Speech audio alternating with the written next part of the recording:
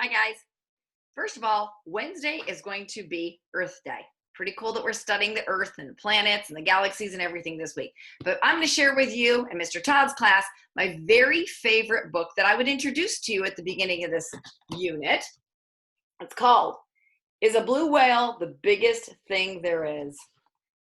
It says, this is a book about the universe and very big things. So it uses very big numbers, even millions and billions. And to remind you of how big those are, try first counting to a smaller number like 100.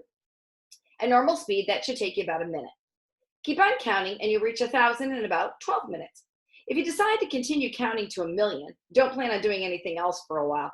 Counting for a steady 10 hours a day, it's going to take you 3 weeks. If you're really ambitious and you'd like to count to 1,000,000,000, you better make a career of it. Counting 12 hours a day, it's going to take you more than 50 years. We hope that you enjoy this book. It has some hundreds, some thousands, lots of millions and billions, and it'll give you some big ideas.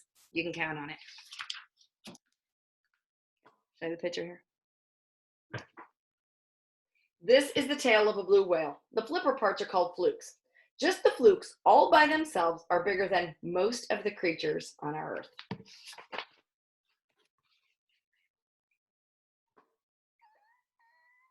Notice the people on the docks for the animals. Here's a whole blue whale, and it's not just bigger than most of the Earth's creatures, it's bigger than all of them.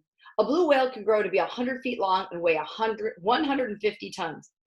It's the biggest animal that ever lived, but of course, a blue whale is not the biggest thing there is. I know you're thinking, what does this have to do with the Earth, Mrs. Weilert? Hold on. If you put 100 blue whales in really big jars,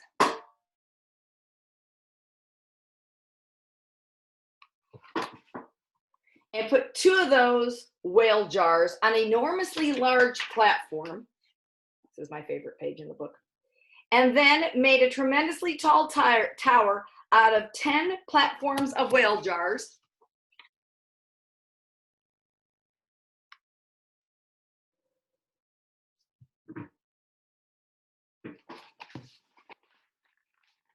that tower of whale jars would look quite small, balanced on the top of Mount Everest.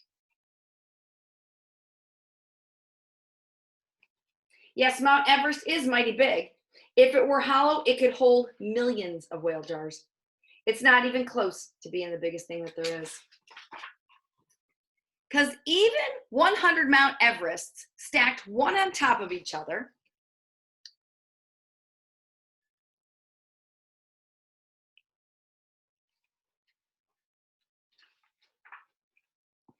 would be a mere whisker on the face of the Earth. That's how big your Earth is. And just in case you thought our Earth was the biggest thing there is, here are 100 full-size Earths in a rather big bag. There is no doubt about it. It says here, there's no doubt about it. This is the Earth, sorry. This is the Earth next to our sun. Earth, sun. Does this give you some idea about what we're talking about now? There's no doubt about it, our sun is huge. More than 1,000,000 of our Earths can fit inside it. It's so big that it controls the orbits of 9 planets and gives us a sunburn from 93 million miles away. But even our sun is far from being the biggest thing there is.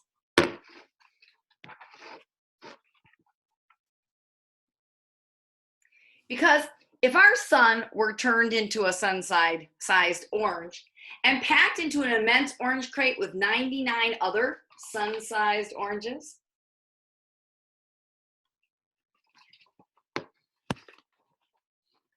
it could be set on top of something much bigger, a red supergiant called Antares.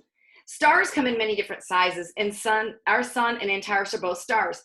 But our sun is a medium-sized star, and Antares, well, it's a supergiant. Antares is not always this big.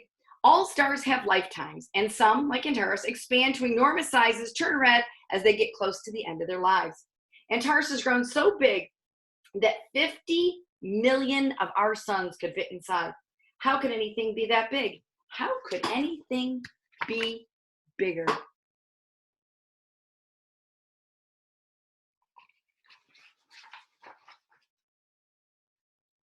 Our galaxy, the Milky Way, is much, much bigger. A galaxy is a gathering of a great number of stars, and the Milky Way is made up of billions of stars, including Antares. Along with those stars, there's countless comets and asteroids, and lots of meteors, and at least 9 planets. Just as the sandcastle has shape formed by all the giant grains of sand it's made of, our galaxy has a shape, and it's formed of stars. We cannot see the shape from Earth, but if you were to be outside our galaxy, looking in from a great distance,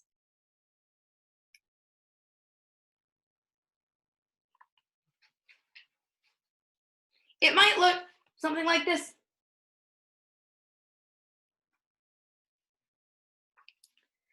With bulging galactic center and great cloud swirls glowing with lights of billions of stars. From this distance, you cannot see the galaxy's stars separately. The Milky Way must be the biggest thing there is.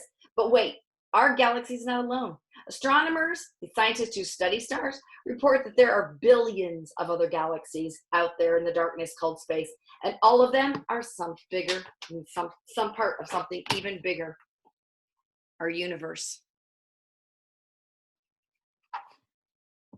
The universe is all the galaxies and all the dark space between them. It's everything that exists anywhere in space and time. Because it's so amazingly big, nobody knows what the whole universe looks like. But here's just a tiny part of what it might look like, showing some of the many different kinds of galaxies. The universe is the biggest thing we know. More than likely, we could call it the biggest thing there is. Even with our most powerful telescopes, we cannot see to the end of the universe. So we really don't know how big it is. But there's one thing we do know. It's a lot bigger than a blue whale. I love that book. Hopefully that gives you an idea when we start talking about stars and planets in this unit, exactly how big or maybe how small we really, really are. Happy Earth Day. Do well on your lessons this week. We love and miss ya. Bye-bye.